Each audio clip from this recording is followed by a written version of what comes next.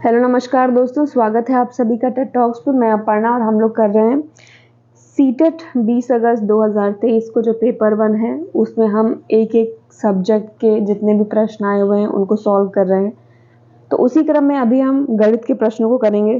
कुल 30 प्रश्न यहाँ हम सॉल्व करने वाले हैं। तो इसमें पहला प्रश्न है कि निम्नलिखित में से कौन से कथन गणित की प्रकृति के बारे में सबसे उपयुक्त है? बच्चे को सृजनात्मक बनाने में सहायता करता है, यह बच्चे की कल्पना को पोषित करने में सहायता करता है, यह निगमनात्मक विवेचन तर्क पर आधारित है। तो देखिए इसमें आपका ऑप्शन नंबर ए सही है कि ए बी सी तीनों ही सही हैं। प्रश्न नंबर 32 है, बच्चों में गणितीय अभिरुचि को विकसित करने के लिए एक अध्यापिका निम्नलिखित गतिविधियां अपनी कक्षा में करवाती है, इनमें से वह चुनिए जो उसके उद्देश्य को पूरा करने में प्रभावी नहीं है।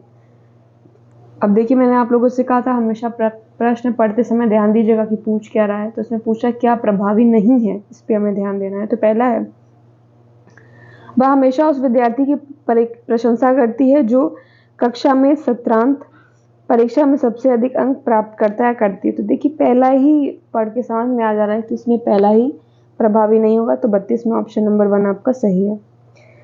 अगला है 33, कथनों में कौन सा सही नहीं है, फिर हमें बताना है। विद्यार्थियों की त्रुटियां उनके सोचने की प्रक्रिया के बारे में जानकारी देती है, ये तो सही है। गणित में त्रुटियां अधिगम का हिस्सा होती हैं। गणित में त्रुटियां शिक्षकों को उनके पाठ की योजना बनाने में मदद करती हैं। आखिरी है यानी आखिरी ही फिर गलत होगा। विद्यार्थियों की त्रुटियों को अनदेखा कर देना चाहिए क्योंकि त्रुटियों की ओर इशारा उनको प्रेरणाहीन करेगा। तो देखिए 33 में आपका क्या सही है, ऑप्शन नंबर 4 सही होगा। अगला प्रश्न है, आकलन के बारे में कौन सा कथन सही नहीं, फिर हमें बताना है। अब आकलन के बारे में क्या सही नहीं? मानक संदर्भित आकलन नैदानिक परीक्षण और उपचारात्मक शिक्षण में उपयोगी है। तो देखिए 34 में तो आपका ऑप्शन नंबर 1 ही एकदम सही हो गया कि आकलन के बारे में पहला ही कथन सही नहीं है। चलिए अब अगले प्रश्न की ओर चलते हैं हम लोग। प्रश्न नंबर 35 है कि गणितीय अधिगम सामग्री, कई सारे ऑप्शन दिए हुए हैं, फिर उनमें से आपको सही विकल्प चुनना है। सूत्र के प्रदर्शन में शिक्षकों की मदद करती है, स्वतः अधिगम में विद्यार्थियों की मदद करती है, निर्देश देने में शिक्षकों की मदद करती है, कक्षा में अधिगम वातावरण का निर्माण करने में मदद करती है। तो देखिए 35 में जो है आपका बी और सी सही है। तो कौन सा ऑप्शन सही हो गया आपका? 35 में ऑप्शन नंबर 4 सही हो गया, बी और सी सही है। अब देखिए राष्ट्रीय शिक्षा नीति यानी पी 2020 के अनुसार देश भर में विभिन्न विषयों में ओलंपियाड और प्रतियोगिताएं होती हैं। किस लिए होती है? सरल, मजबूत, हतोत्साहित या कम? किस लिए? मजबूत। ठीक है। अगला प्रश्न नंबर 37 है जो कि पूछ रहा है अधिक, कम, लंबा, छोटा, दूर, समीप, बड़ा, छोटा आदि अवधारणाएं क्या हैं? देखिए महत्वपूर्ण पूर्व संख्या यानी प्री नंबर अवधारणाएं हैं। प्रश्न नंबर 38 है, राष्ट्रीय पाठ्य चर्चा रूपरेखा 2005 के अनुसार कक्षाओं के ऊपर किए गए शोध बताते हैं कि लड़कियों को गणित में विशेषज्ञता की योग्यता मानकर उनका काफी व्यवस्थित अवमूल्यन होता है जबकि वे गणित में अच्छा प्रदर्शन करती हैं।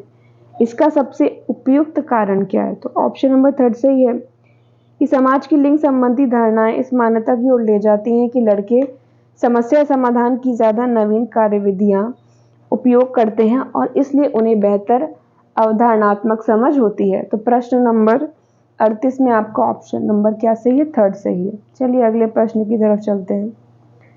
प्रश्न नंबर 39 है, कक्षाई शोध यह दर्शाते हैं कि अधिकांश विद्यार्थी गणित को उसी कक्षा में जो अन्य विषय वे पढ़ते हैं उनसे अधिक कठिन समझते हैं।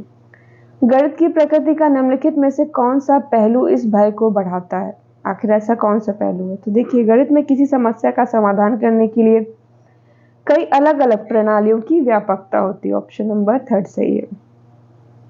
40 है, किसने गणितीय खगोल विज्ञान के क्षेत्र में काम किया है? तो वो है आर्यभट्ट। ऑप्शन नंबर 1 सही हो जाएगा इसमें।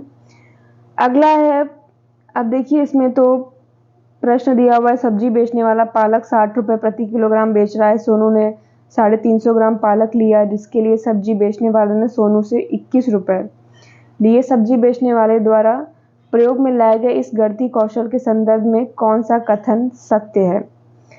तो पहला है कि गणितीय कौशल अस्पष्ट है, यह कौशल कक्षा में गणितीय प्रश्नों को हल करने के लिए लाभदायक नहीं है। अगला है, ऐसे कौशल गणितीय प्रश्नों को हल करने के वैकल्पिक तरीकों को विकसित करने में सहायक होते हैं। तो देखिए इसमें आपका सिर्फ सी सही है तो आपका ऑप्शन नंबर 4 सही हो जाएगा, केवल सी। अगला प्रश्न नंबर 42 है, कौन सी परिस्थितियां दर्शाती है कि बच्चे ज्ञान का निर्माण स्वयं कर रहे हैं। देखिए कई सारी परिस्थितियां दे रखी हैं, आपको उनमें से बताना है कि कौन सी है जो बता रही है कि बच्चे ज्ञान का निर्माण स्वयं कर रहे हैं। इसमें आपका ऑप्शन नंबर 3 सही है कि बच्चों को हस्त कौशल सामग्री जैसे संख्याओं के ग्रिड, आयताकार सारणियों में व्यवस्थित गीटियां दी गई हैं और वे इनका प्रयोग कर गुणन की पैटर्न खोज रहे हैं। प्रश्न नंबर 43 पूछ रहा है कि निम्नलिखित में से कौन सा प्राथमिक विद्यालय के शिक्षार्थी को भिन्न 2/3 और 4/6 के बीच तुल्यता की कल्पना करने में मदद करने का सबसे उपयुक्त तरीका है। ऑप्शन नंबर 3 सही हो जाएगा। एक शिक्षिका गणित कक्षा में रोल प्ले यानी भूमिका निर्वाह विधि का उपयोग करती है, उसका क्या उद्देश्य है? विचारों का बहिर्वेशन। ऑप्शन नंबर 2 सही है। अगला प्रश्न है, संख्या बोध विकसित करने में उपकरणा यानी सबटाइजिंग एक महत्वपूर्ण भूमिका निभाती है। निम्नलिखित में से कौन सा उदाहरण है जो विद्यार्थियों में उपकरणा के कौशल को प्रदर्शित करता है? इसमें आपका ऑप्शन नंबर 2 सही है कि विद्यार्थी पासा उछालता है बिना बिंदुओं यानी डॉट्स को गिने बताने में सक्षम है कि यह 4 है। अब देखिए यहाँ से अब सॉल्व करने का शुरू है, तो मैं आपको इसकी ऑप्शन बता दे रही हूँ। 46 में 3 सही होगा, फिर 47 में 4 सही है। अगला देख लेते हैं, 48 में पूछ रहा है कि किसमें सभी त्रिआयामी आकृतियां हैं। तो देखिए इसमें आपका ऑप्शन नंबर 4 सही, घनघना, गोला और बेलन। फिर अगला प्रश्न है 49 में आपका सही होगा ऑप्शन नंबर 2, 0.50 आ जाएगा।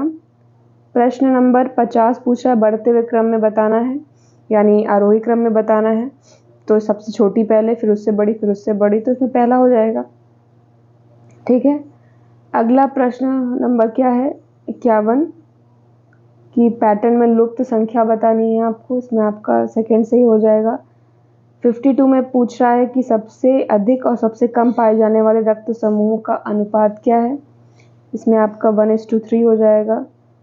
फिर अगला प्रश्न पूछ रहा है कौन सा कथन सत्य नहीं है पूछ रहा है। तो देखिए पहला है कि एक पतन के सम्मुख कोण बराबर हो तो वह आयत बन जाती है, तो देखिए 53 में पहला ही आपका सही नहीं है।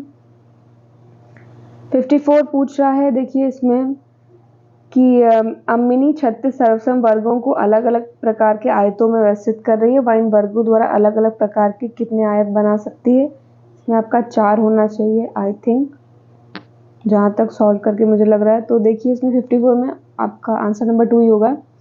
अगला प्रश्न नंबर 55 है, इसको सॉल्व करना था, इसमें आएगा आपका ऑप्शन नंबर 3, 4 घंटे 25 मिनट। प्रश्न नंबर 56 में आपका आंसर नंबर पहला सही है। 57 में 3 सही है। 100 लाख को किस रूप में जाना जाता है? उसको 1 करोड़ भी कहा लिखेंगे हम। 58 है, कौन सी व्यवस्था संख्याओं को अवरोही क्रम यानी घटते क्रम में लिख रही है? तो उसमें ऑप्शन नंबर 1 सही हो जाएगा। 59 में कौन सा 36 और 30 का एक गुणनखंड नहीं है? तो देखिए सीधे सीधे 11 दिख रहा है, 11 नहीं है। और इसमें आखिरी प्रश्न है कि आपको इस तरह से दिया गया है, पूछा जा रहा है कि विषम संख्या पदों का योगफल कितना है? इसमें आपका ऑप्शन नंबर 4 सही है, 5 हो जाएगा। तो देखिए इस तरह से हमने मैथ्स का क्वेश्चन पेपर भी सॉल्व कर लिया है। तो आई होप आप लोग का एग्जाम अच्छा गया होगा, प्रश्न आपने सही किए होंगे। आपने नहीं दिया है तो आपको एक आइडिया लग रहा होगा कि अब आपको आने वाले एग्जाम के लिए किस तरह तैयारी करनी है। तो चलिए मिलते हैं हम अगले सब्जेक्ट के क्वेश्चन के साथ, तब तक के लिए आप सभी को नमस्कार।